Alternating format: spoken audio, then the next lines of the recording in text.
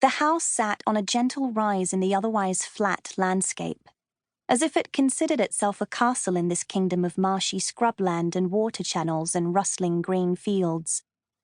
Pale grey walls, broad steps rising from neat gravel to the front door, row upon row of gleaming square windows, and— "Is that a turret?"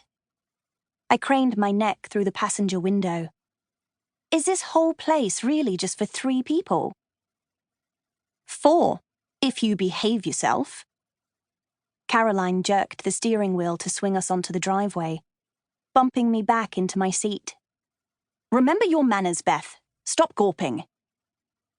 The driveway was longer than the road I used to live on when my parents were still alive. But someone in the house must have been watching for us, because already the front door was swinging open. 3 figures emerged, and they waited side by side on the top step, like a proper welcoming committee. Even from this distance, I recognized Leonora's golden curls and Marcus's thick straw-colored hair.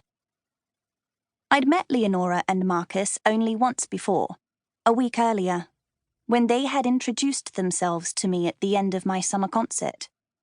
Marcus had congratulated me on my performance, while Leonora studied me with an intense, sympathetic gaze.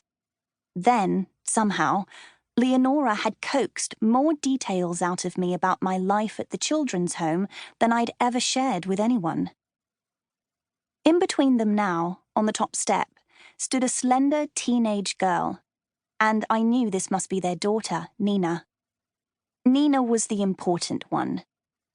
She was the reason I'd been invited here. I wasn't close enough yet to read her expression, but I crossed my fingers and tried to do the same with my toes inside my too tight jelly shoes. I hope she likes me. The car came to a crunching halt on the sun-baked gravel, and for a long moment nobody moved. Leonora, Marcus, and Nina squinted down at us from the top step. Caroline, for once, offered no spiky words of advice. I squeezed the door handle with clammy fingers, holding my breath and gazing back at Nina. She wasn't smiling. Did she hate this idea of her parents? Would Caroline end up driving me, her jaw tight, her knuckles a furious white on the steering wheel, straight back to the children's home before today was over? A disdainful squawk made us all glance up as a goose flapped overhead, and the tension was broken. I scrambled from the car, and Leonora's gaze locked onto mine. Then she started down the steps, her arms outstretched. "Beth, Caroline, we're so glad to see you. Welcome to Raven Hall." I leaned into Leonora's hug. Her perfume was powdery rose petals, soft and comforting. When she released me, Marcus shook my hand heartily, and then he glanced over his shoulder to where his daughter still hovered on the top step. "Nina, come down and say hello." All I knew about Nina was her age. When I'd asked Caroline for more information in the car, she'd snapped at me to let her concentrate on driving. So I'd turned my gaze to the blurry fields and tried to recall the conversation I'd had with Leonora and Marcus.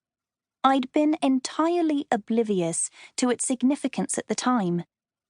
Leonora had mentioned that their daughter had recently turned 14, but that was it. That was all I remembered.